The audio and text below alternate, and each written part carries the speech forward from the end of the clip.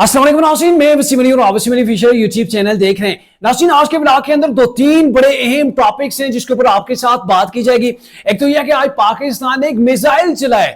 Sir, ये missile India के ऊपर नहीं चलाया, सिर्फ पाकिस्तान ने टेस्टिंग उसकी की है और मैसेज कन्वे किया है भारत को। ये मिसाइल हमने जो है वो सजाने के लिए नहीं रखे हुए, सजावट के लिए महज नहीं रखे हुए, फोटो स्टेशन के लिए नहीं रखे हुए। अगर जरूरत पड़ी तो ये आपके ऊपर हम चलाएंगे। और जो दूसरी खबर है कि पाकिस्तान की फजाइया ने भारतीय फजाइयों को कैसे सबक सिखाया। भारतीय रफाइल जो तैयारे थे, जो पाकिस्तान के ऊपर अटैक करना चाह रहे थे, पाकिस्तान के अंदर दाखिल होना चाह रहे थे, उनको पाक फजाइया ने कैसे भगाया। और इस चीज के अंदर भी पाकिस्तान के पास इतनी जबरदस्त टेक्नोलॉजी आ गई है कि भारत को उल्टे पांव भागना पड़ गया, सीधा रास्ता भी उनके पायलट्स को नहीं मिला। ये क्या मामला है, ये भी आपके साथ हम डिस्कस करेंगे। और जो तीसरी खबर है, बड़ी अहम खबर है कि चाइना भी खुल के मैदान के अंदर आ गया है और बांग्लादेश ने भी पाकिस्तान के आग के अंदर एक बहुत बड़ी स्टेटमेंट जारी कर दी है। बांग्लादेश भारत की किन रियासतों के ऊपर जो वो यलगार करने को तैयार है, ये तमाम तफसील आज के ब्लॉग के अंदर हम आपके साथ डिस्कस करेंगे। आगे बढ़ने से पहले मेरी आपसे एक रिक्वेस्ट होगी कि अगर आपने अभी तक हमारे चैनल को सब्सक्राइब नहीं किया तो काइंडली अभी हमारे चैनल को सब्सक्राइब कर लें और बेल आइकन को प्रेस करना मत भूलिएगा। नाज़रीन, सबसे पहले तो आपको यह बताएं कि पाकिस्तान ने अब्दाली मिसाइल की जो वो आज एक कामयाब तजर्बा किया है और ये बेसिकली अब्दाली मिसाइल जो सिस्टम है उसको आहिस्ता आहिस्ता पाकिस्तान जो वो अपग्रेड कर रहा है वक्त के मुताबिक। और ये है कि आज जो मिसाइल जो पाकिस्तान ने टेस्ट किया है वो 450 किलोमीटर उसकी रेंज है, जमीन से जमीन मार करने वाला ये मिसाइल है। और बेसिकली ये मिसाइल का तजर्बा करके पाकिस्तान ने भारत को बावर कराया है कि सर ये हमने सजावट के लिए नहीं रखे हुए हैं। ये वो कहते थे ना पटाखे फोड़ने के लिए, ये चीज नहीं है। अगर हमें कभी जरूरत पड़ी, आपको खुजली हुई, तो आपकी खुजली को दूर करने के लिए हमारे पास जो वो अब्दाली भी है, शाहीन भी है, गोरी भी है, मुख्तलिफ किस्म के बैलिस्टिक जो मिसाइल हमारे पास मौजूद हैं। आपका जो ठीक जो प्रॉपर इंशाल्लाह इलाज करेंगे। अच्छा, बढ़ते हैं अपने मेन जो टॉपिक्स हैं उनकी जानिब। अभी रिसेंटली वो खबरें चल रही थी ना, जब 30 घंटे 36 घंटे बड़े अहम है, उस वक्त क्यों ये अहम थे। भारत ने अपनी फजाओं के अंदर कैसे जो है वो रफाइल तैयारों को बुलंद किया और टारगेट जो है वो पाकिस्तान के अंदर कहीं पर उन्होंने सिलेक्ट किए हुए थे, लेकिन पाकिस्तान की फजाइया की भरपूर जवाबी कार्रवाई हुई और कैसे उन्होंने जवाबी कार्रवाई करते हुए भारतीय रफाइल तैयारों को जैम कर दिया। सर, जैम करके बावला जैसे नहीं होता कुत्ता जो कभी इधर भाग रहे होते, कभी उधर कभी इधर, तो ऐसे ही जो वो सिचुएशन हो गई थी रफाइल तैयारों के साथ। मामला ये हुआ कि उस वक्त जब भारत ने अपने इन तैयारों से उड़ान भरी, जैसे ही उसने उड़ान भरी ना, तो पाकिस्तान के पास सिग्नल आ गए। पाकिस्तान का जो डिफेंस सिस्टम है, पाकिस्तान का जो सैटेलाइट है, पाकिस्तान का जो रेडार है, वो इतना जो है वो एडवांस किस्म का हो गया अल्हम्दुलिल्लाह कि जिसने भारत की टेक्नोलॉजी को मात दे दी है। यूं तो भारत हमसे पहले जो है वो चांद के ऊपर अपने सैटेलाइट भेजने की वो बार बार नाकाम कोशिशें जो है वो करता रहा, लेकिन पाकिस्तान टेक्नोलॉजी के अंदर सर इतना एडवांस हो गया है और ये भारत को भी पता है। और यही वजह है कि भारत पाकिस्तान की फजाइया से, पाकिस्तान से जो वो डर है। और ये हुआ जैसे उन्होंने उड़ान भरी। और आपको बताएं कि जो रफाइल तैयार है उनके अंदर वो एडवांस सिस्टम है, उनके अंदर भी बड़ा जबरदस्त सिस्टम है। उनके अंदर मिसाइल जो वो ऑलरेडी नस्ब होते हैं और उसके अंदर जो मिसाइल है उनका बताया जाता है कि 200 किलोमीटर दूर वो निशाने को टारगेट कर सकते हैं। ये नहीं कि जैसे ही वो वहां से उन्होंने उड़ान भरी, जो पाकिस्तान का बॉर्डर है उसके करीब ही पहुंचे थे कि पाकिस्तान के तैयारों को जो वो हवा के अंदर पाकिस्तान के तैयारे बुलंद हो गए। सैटेलाइट ने जो बता दिया था, उसकी वजह यह थी कि चूंकि वो पाकिस्तान की बॉर्डर को उन्होंने टच नहीं किया था।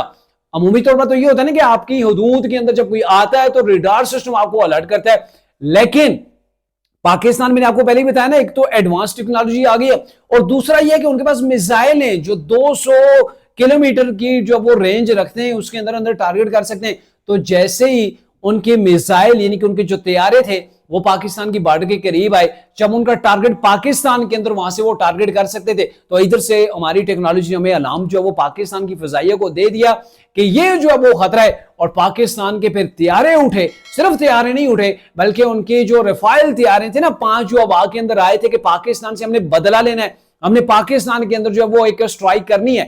वो स्ट्राइक शायद भारत के अंदर से ही करते, यानी कि मकबूजा कश्मीर के अंदर पहुंच के वहां से जो वो टारगेट जो वो कोई कर सकते थे। लेकिन क्या हुआ कि जब यहां से एडवांस टेक्नोलॉजी की मदद से उनको जैम किया गया, और जैम करने का मतलब बड़ा वाज़ेह है कि इनका कंट्रोल रूम के साथ उन 5 भारतीय राफेल तैयारों का राबता मुनक़ता हो गया और उनका जो सैटेलाइट के साथ राबता था वो भी खत्म हो गया। और तीसरा सबसे अहम कि उन 5 तैयारों का आपस में भी कनेक्शन नहीं रहा, उनका आपस में भी राबता नहीं रहा। और आपको पता है कि ये जो एयरलाइंस होती हैं, ये जो लड़ाका तैयारे होते हैं, इन सबको कंट्रोल किया जाता है कंट्रोल रूम के जरिए से और सैटेलाइट के जरिए से, और फिर ये तैयारे आपस में जो है वो राबते के अंदर होते हैं। तो ये जब कट जाए तो आप कह सकते हैं कि ये अंधे हो जाते हैं, इनके पास कोई जो है वो ऑप्शन मौजूद नहीं रहती। फिर ये हुआ कि ये जो वहां से जो वो अंबाला से उड़े थे, वहां से इन्होंने जो वो अपनी परवाज ली थी, लेकिन मजबूरन जब पाकिस्तान के तैयारे जो वो हवा के अंदर बुलंद हो गए थे, बॉर्डर के करीब पहुंच गए थे, तो फौरी तौर पर उन्होंने श्रीनगर के अंदर लैंड किया। सर कोई ऑप्शन उनके पास बाकी बचा नहीं था। अंबाला से उड़ने वालों को अंबाला वापस जाना चाहिए था, लेकिन पाकिस्तान की जदीद एडवांस टेक्नोलॉजी ने और जिस अंदाज के अंदर उनको ब्लॉक किया गया, जैम किया गया, और फिर पाकिस्तानी फजाइया वहां पे जो वो चंद मिनट के अंदर ही पहुंच गई थी, तो फिर उसके बाद उनको अपने होश नहीं रहे, अपनी जान बचाने के चक्करों के अंदर वो श्रीनगर के अंदर ही उन्होंने लैंड किया। और फिर उसके बाद भारत जो है वो बड़ी तशवीश के अंदर है कि ये पाकिस्तान हमसे इतना एडवांस कैसे हो गया। और मैं आपको बताऊं कि पाकिस्तान के पास ऐसा दिफाई निजाम है कि भारत जो मकबूजा कश्मीर के अंदर और भारत के अंदर ये जो बॉर्डर के करीब करीब एरिया के अंदर जितने भी उनके वो हवाई अड्डे या फिर जहां से भी जो है वो आवाज जो उनके जो जहाज वगैरह उड़ान भर सकते हैं, तैयारे वगैरह, तो पाकिस्तान को फौरी तौर पर पता चल जाता है। पाकिस्तान के पास ऐसी टेक्नोलॉजी है वो पाकिस्तान के अंदर अल्हम्दुलिल्लाह मौजूद है।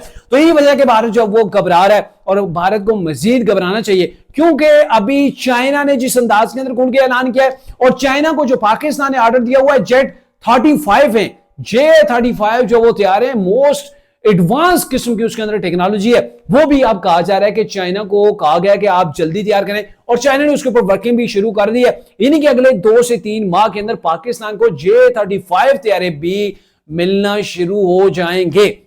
और दूसरी तरफ चाइना ने वाज़ेह तौर पर यह कह दिया कि अगर पाकिस्तान भारत की जंग होती है और ये अगर जंग हो जाती है और फिर हम जो चाइना है बतौर पाकिस्तान के डिफेंस की जो वो बतौर डिफेंस जो है पाकिस्तान के साथ खड़ा होगा, पाकिस्तान की हिफाजत के लिए पाकिस्तान की जानब से भारत के साथ लड़ेगा। यहां पर ही बात नहीं हुई है, बांग्लादेश जो ज़ैर तसल्लुत एक तरह से रहा है जी भारत के अंदर, जब तक वहां पे हसीना वाजिद की गवर्नमेंट रही है, तो पाकिस्तान के खिलाफ जो वो बांग्लादेश को इस्तेमाल किया गया है इंडिया की जानब से। जैसे अभी अफगानिस्तान के अंदर से चीजें हो रही हैं, इंडिया वहां पे घुसा हुआ है अफगानिस्तान के अंदर और अफगानिस्तान के जरिए से पाकिस्तान के अंदर वो उंगली कर रहा है, वो बलूचिस्तान के रास्ते, ठीक है।